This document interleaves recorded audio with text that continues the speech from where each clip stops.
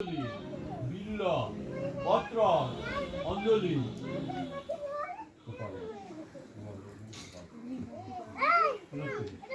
নব জবা কুসুম সন্ন্যাস কাশ্যপ্য মহাদুতি ধ্যানতারি সর্প পাপত্য উমাদস্পি জীবা করো একে চক্র ধরেন দেব